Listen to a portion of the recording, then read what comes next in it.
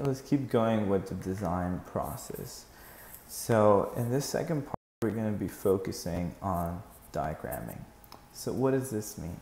A diagram is, maybe you've heard it back in school as a bubble diagram or Venn diagram or other diagrams that are out there. So basically a diagram just simply can describe something without representing in a pictorial way. So it basically, you are, in the first part we talked a lot about scribbles and free flow and just putting your ideas out there, but diagrams will really help you explain it, not only to others, to maybe, but even to the client, maybe even to your own people you're working with, if you're working in a team as an architect. The diagram will simply help you express and represent things. As it explains and starts clarifying the different parts and the arrangements. And so it's basically going to simplify everything. So diagram therefore provides a convenient way for you to think about how to proceed in generating a series of viable alternatives to a given design. And so this is also going to not only going to help you explain, but it's also going to help you in your design process. It's part of the design process. So I don't want you to just think of creating a diagram just for information, but it's also part that's going to help you design. So let's look into that. So here we see an analysis of the Roby House in Chicago by Frank Lloyd Wright. And here we see an actual image on the right. But if we see this sort of in floor plan view, you start seeing that it's a little, not confusing, but there's a lot of stuff going on. But diagrams through this will sort of start helping you understand that it's composed of different elements. You know, perhaps this is the walking area, perhaps there's this the living space, maybe there's a living room. And so by simplifying things, you start really understanding what this structure is really about. So we'll see a couple of more later on. So there's some types of diagrams. One is the graphic metaphor. So if you're trying to express your idea to someone, I've been inspired by a leaf, I've been inspired by by nature, been inspired by this mountain and so on, or by the anatomy of a hand, you know, it's really easy. The graphic metaphor help people understand the idea better. You know, we talked about Alvar Aalto later on, previously, where it was like this three thing, and if it does come from a hand, you can sort of start seeing, oh, okay, that's where the idea starts coming out. I remember I was designing one building that the names of the building was going to start with an H. So I remember I did the floor plan to a certain point as an H at certain points. And so you can start seeing how I created two wings, the left and right wing, combined by this sort of bridge. And other things happening in the middle. But again, just by writing the letter H, next to the floor plan, it's going to be really easier for them to know, oh, okay, it's based upon the name of the building. That's sort of a big idea for this. Another thing is an area diagram. So this is your pie charts, and it could be done different things too, like bar graphs and different things. I like doing these by color codes. So it's very, I like the idea of thinking of these diagrams through color. Right now it's not in color, but you can just imagine this green, blue, yellow, and then you can see in the floor plan there's olive green, olive blue, olive yellow, and it's really easy to know what is what. So this just will help you understand what's going on. Another thing is the network diagram. Is basically has to do with which one is next. So a network has to be that they're sort of connected. And so you start knowing, okay, this is the living room and this is the kitchen. So the kitchen, you're connected to the living room. Through the kitchen, you get through the living room, you can get to the kitchen. But there's other ways you can also get from the patio. So from the patio, you can go straight to the kitchen, and from the kitchen, you can go to the lobby or whatever, you know. So you start thinking of how everything is connected, and that would really help people understand, and even yourself, if that is really a good way of things to be flowing. Another thing is a bubble diagram. This illustrates the sizes, the cyber proximities. And so I've talked before to you all about bubble diagrams, but let me mention it again. This is something in free flow. You're doing a floor plan, and let's say you have to do a house that has a living room, has a kitchen, has 3 bedrooms, right? And has two restrooms, right? And so this is your program. Again, program is what you need to draw, or what has to be included. And then they tell you there's a lake here, the ocean here. They tell you the living room has to be facing the ocean. So you, through a bubble diagram, very free flow, you say this is the living room, right?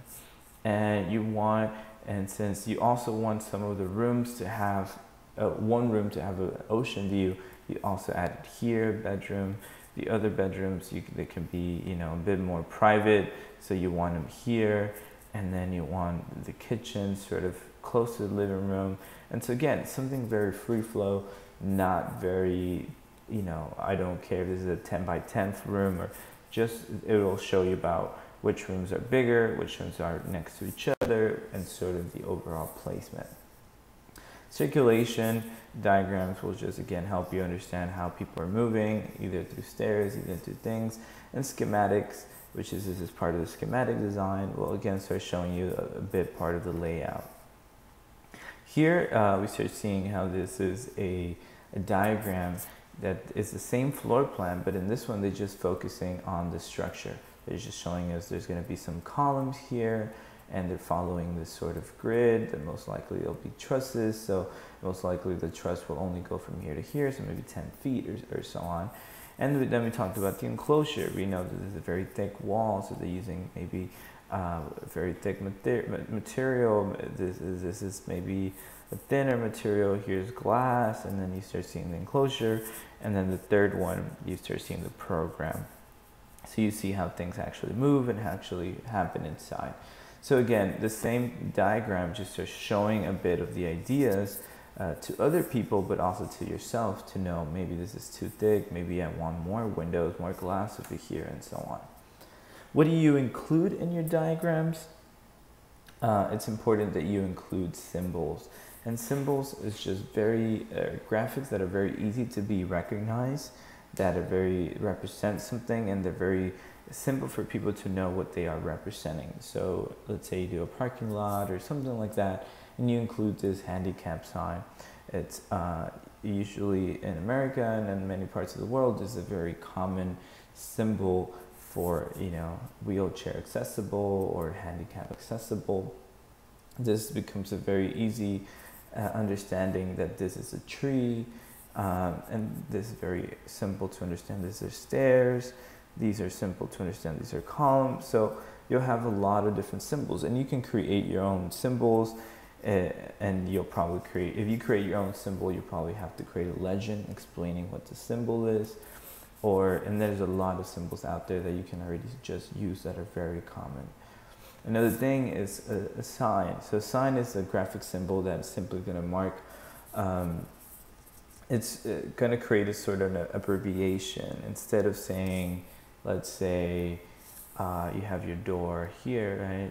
And this is your door. And instead of saying, go outside, go to this door, it connects you to the outside. It's a lot of words.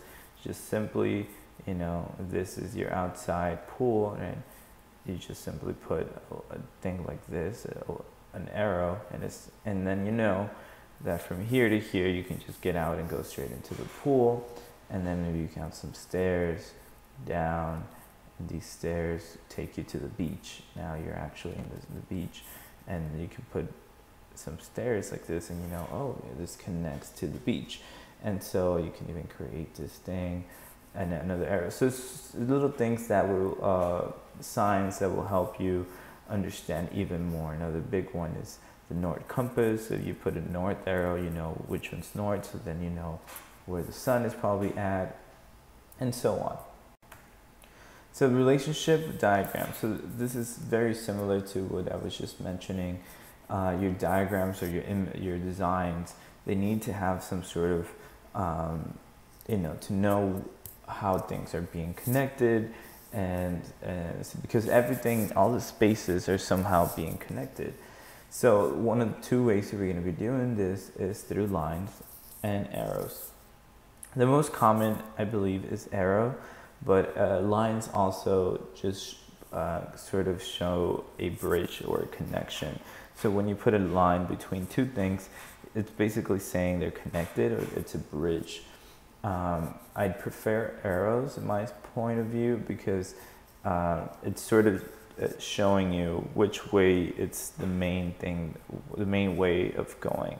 Either way, I know you'll go both ways in this case, but it's easier to know, you know, where you're guiding the people. So having arrows is sometimes a bit more, but if you still don't know exactly which, the hierarchy, which one has from what is the starting point of the arrow, just simply by creating lines, you're telling people this is connected. One way you can think about it is atoms and molecules and things. They always sort of look a little like this, you know. So it's an interesting way of looking. Another thing is called the concept diagram. So this is big and important part. It's called the part T. And the part T is basically your overall idea. Is this overarching idea that you're constantly going to come back to. And so if you really want to make it, you know, an architecture school, just tell them, you know, the word part T. And not only that, but also they're always going to say, if your part T is this, what is your concept? The biggest thing is if you're able to keep your concept from beginning to end. So let's have an idea. Let's say my part T is I want to have this H, you know, because I want the name of this building, it's a hotel or something, and they really care, or Hyatt, you know, they really care about the H as a big part of the name. But let's say I start building this thing, and then with time, I think I need to make this wall curved, and then this one becomes a curve, and then this one becomes like this. Yeah. You can still see the H, but I've lost it. What I'm trying to say is that if I say my part T, or part of my concept is I really want to bring, bring the letter H as this powerful tool that's going to connect the building, and it's going to be part of the name, but it's also going to be part of the structure. And then they're going to look at this, and then they're going to be like, well, I don't really see the H. So that's something that your concept should stay with you throughout the whole process. It's very important. So part T, it has to be a couple of things. It has to be inclusive, so that's capable of addressing multiple issues of a design problem. So it has to have different things that is going to be resolving, not just the floor plan, but it's going to resolve the elevation, the section, and so on. It has to be visually descriptive, powerful enough to guide the development of a design. So if your concept is not very, if your concept is very weak, it's only going to guide certain aspects, and that's not good. But it also has to be adaptable, flexible enough to accept change. Again, if we go back to this example, you're already telling people it's an H, and you already created basically the floor plan. So you're not allowing for that flexibility. So maybe that's not the strongest part T. Sustainable, able to endure manipulation and transformation during the design process without losing its identity. So again, having a strong concept is a very important thing. We'll talk more about concept later on. I do encourage you that you Google or you watch videos on what is a concept, what is a part T, because this is going to be crucial for your design development. So some things to think about when you are creating your diagrams. What they really matter is your site. So when you think of your site, it's not just where you're placing your building, but it's going to affect. So you can draw your site, right? And you start placing where it's going to be. And here you start seeing that they've created this representation of the sun. It doesn't really look like that. But now they're saying the sun is going to, probably hitting this way. But now they're saying, okay, people stand here, they get to, this is the views that they have. Not only that, but again, I talked about how this is the main point, and you're guiding them through here. Obviously, they can come back, but this is sort of the starting point, which is why they put the arrow this way.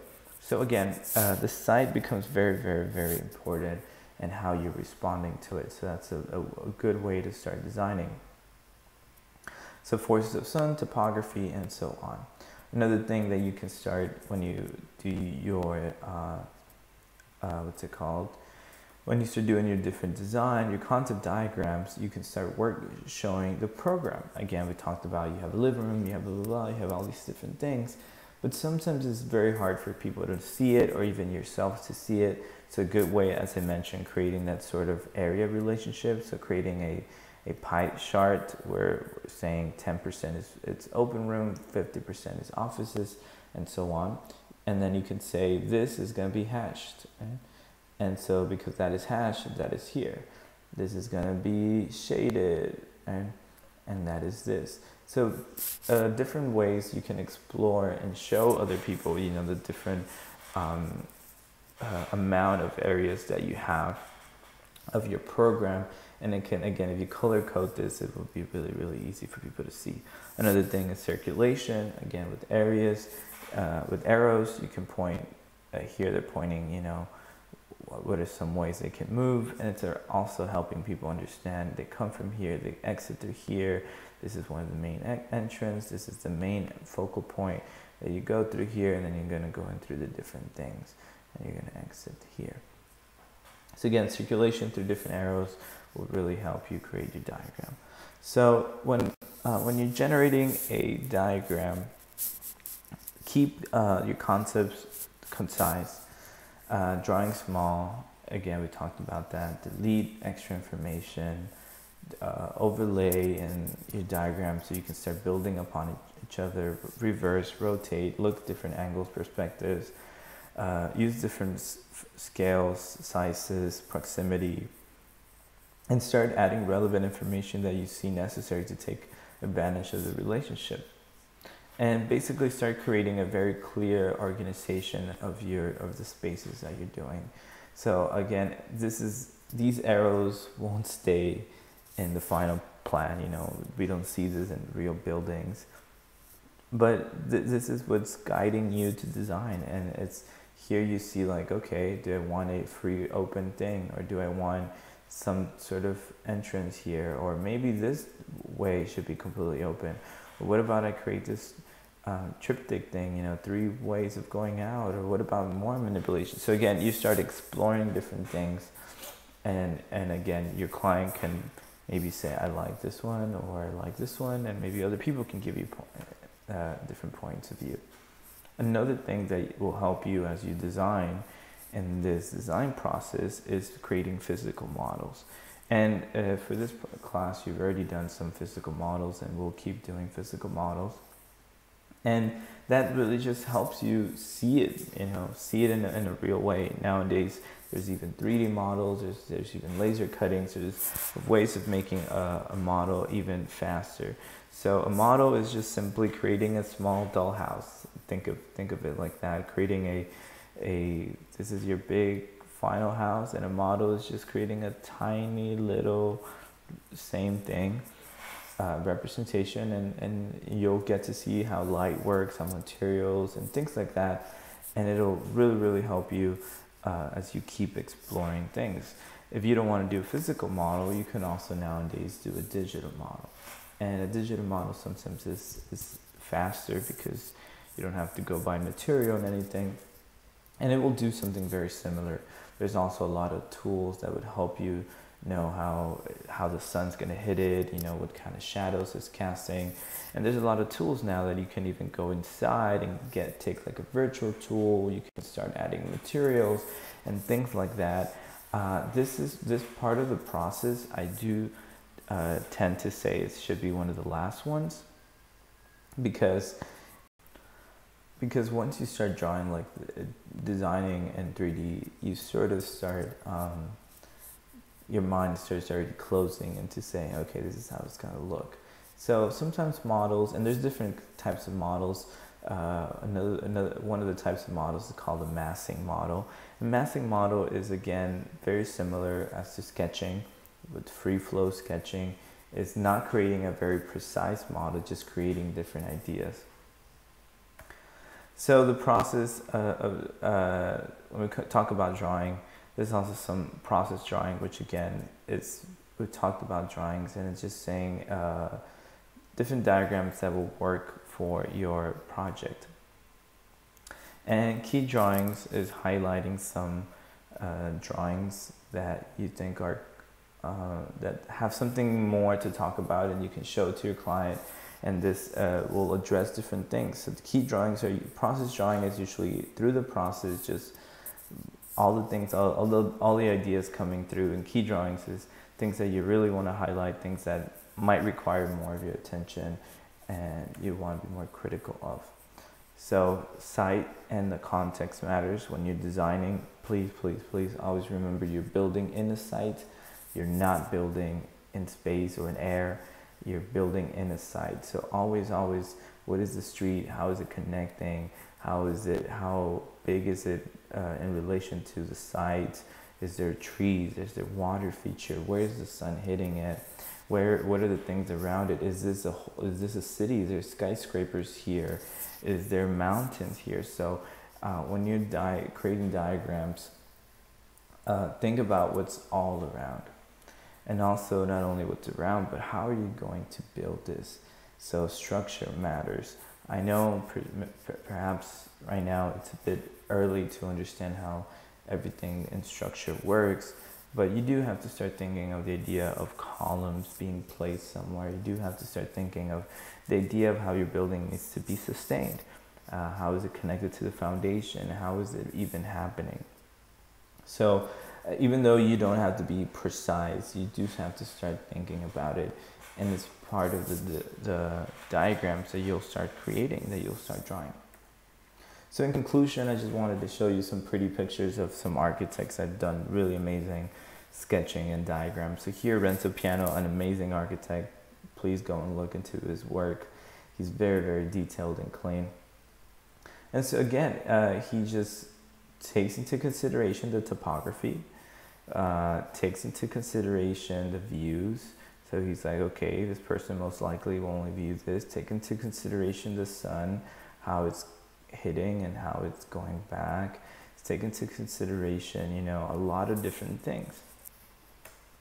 Here's also Renzo Piano, and this is another building in Spain.